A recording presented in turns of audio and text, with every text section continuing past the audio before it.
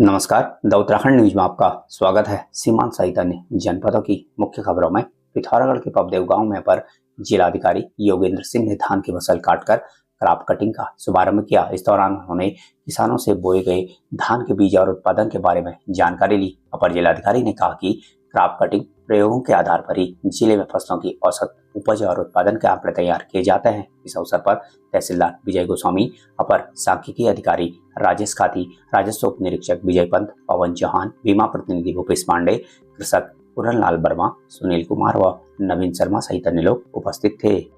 पिथौरागढ़ के न्याय पंचायत दौला की संकुल स्तरीय रैली में विभिन्न प्रतियोगिताओं का आयोजन हुआ। प्रतियोगिता का शुभारंभ ब्लॉक समन्वयक नवल पंत द्वारा किया गया। इस दौरान उन्होंने पढ़ाई के साथ साथ खेलकूद को भी आवश्यक बताया। रैली में कक्षा 1 से 8 तक के बच्चों की दौड़, ऊंची कूद, लंबी कूद, गोला क्षेपण, चक्का क्षेपण आदि प्रतियोगिताएं आयोजित हुई।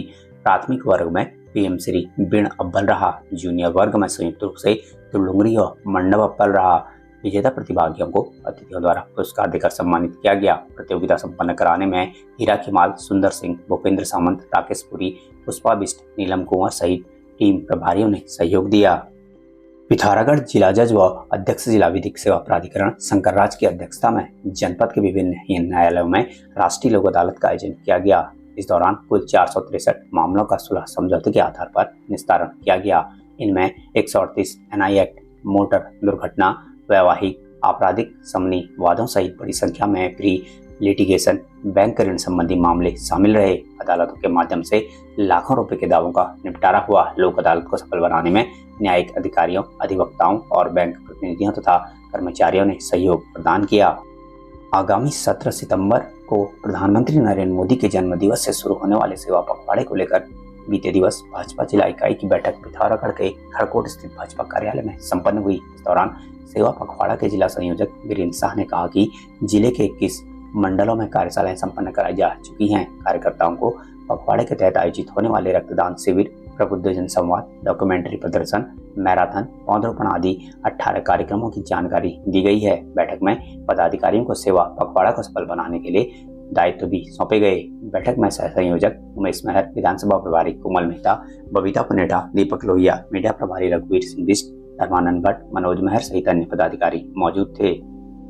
सरदार भगत सिंह राजकीय स्नातकोत्तर महाविद्यालय उधम सिंह नगर की डॉक्टर वसुंधरा उपाध्याय ने कहा कि नई सदी की हिंदी विकास के नए आयाम लेकर आई है। आज हिंदी केवल संवैधानिक ही नहीं बल्कि सामाजिक, आर्थिक और व्यावसायिक दृष्टि से भी बेहद महत्वपूर्ण हो गई है। उन्होंने कहा कि हिंदी विश्व स्तर पर अपनी पहचान बना चुकी है और बहुराष्ट्रीय कंपनियों के भारत आगमन के साथ इसके महत्व में और वृद्धि हुई है।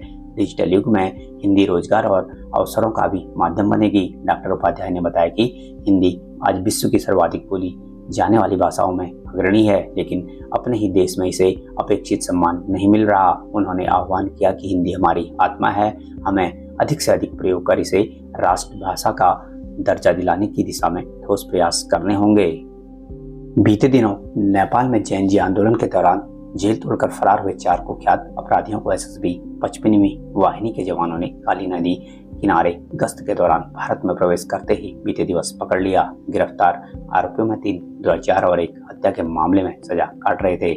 पकड़े गए अपराधियों की पहचान धर्मेंद्र चंद पंचेश्वर, तर्कराम लोहार पैतड़ी, सूरत साउथ कंचनपुर और आशिक पहरी पाटन के रूप में हुई। प्रारंभिक पूछताछ में सभी ने नेपाल की जेल से फरार होने की बात स्वीकार की। चारों नेपाली फरार कैदियों को भारतीय सुरक्षा एजेंसियों द्वारा नेपाल की सुरक्षा एजेंसियों को सौंप दिया गया।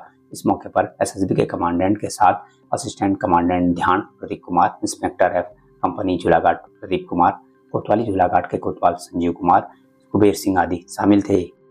पिथौरागढ़ में नन्ही परी दुराचार व हत्या मामले के मुख्य अभियुक्त के सुप्रीम कोर्ट से बरी होने के बाद पिथौरागढ़ जिला मुख्यालय में आक्रोश फैल गया। बीते देर शाम मातृशक्ति व्यापार संघ, युवाओं, नगर यूथ कमेटी और पार्षदों ने नगर निगम से गांधी चौक तक जुलूस निकाला और नन्ही परी को श्रद्धांजलि दी। प्रदर्शनकारियों ने मामले को सुप्रीम कोर्ट में रिव्यू कराने की मांग करते हुए आज से लोकतांत्रिक तरीके से चरणबद्ध आंदोलन शुरू करने का ऐलान किया है। इस मौके पर कांग्रेस वरिष्ठ नेता और पूर्व दर्जा मंत्री महेंद्र सिंह लोठी ने कहा कि की बात है कि 20 नवंबर 2014 को हल्द्वानी में हमारे पिथौरागढ़ के निवासी, पिथौरागढ़ की बच्ची महेश चंद जी की लड़की किसी शादी समारोह में गई थी और उस समारोह में उस बालिका को किडनैप करके उसके साथ रेप करके उसकी हत्या कर दी गई थी, जिसमें पूरे पिथौरागढ़ के जनपदवासी आक्रोशित थे। पूरे कुमाऊं बंदे का आह्वान पिथौरागढ़ के लोगों ने किया था कि उस नन्ही सी बच्ची के साथ ऐसी घटना हुई है, जो अपराधी है उसको फांसी की सज़ा दी जाए। लगातार दबाव बनाने के बाद पुलिस ने अभियुक्त को गिरफ्तार भी किया, हाईकोर्ट ने उसको फांसी की सज़ा भी दी, लेकिन आज पता चल रहा है कि सुप्रीम कोर्ट से ऐसे अपराधी को बरी कर दिया गया है जिसको फांसी की सज़ा हुई थी। बड़े दुर्भाग्य की बात है कि जो सरकार के हमारे अधिवक्ता हैं जो सुप्रीम कोर्ट में, वो अच्छी तरह पैरवी नहीं कर पाए। शायद आज ऐसे अपराधी तभी छूट रहे हैं। आने वाले समय में हमारी ये मांग है कि जो सरकार के सुप्रीम कोर्ट के अधिवक्ता हैं वो अच्छी सी पैरवी करें, सरकार अच्छी सी पैरवी करे, जिससे उसको पुनः फांसी की सज़ा हो, उसकी बरकरार रखी जाए और हमारे नन्ही बच्ची को न्याय मिल सके, हमारे पिथौरागढ़ जनपद के लोगों को न्याय मिल सके, उस बच्ची को न्याय मिल सके, उस परिवार के लोगों को न्याय मिल सके, ऐसी हमारी मांग।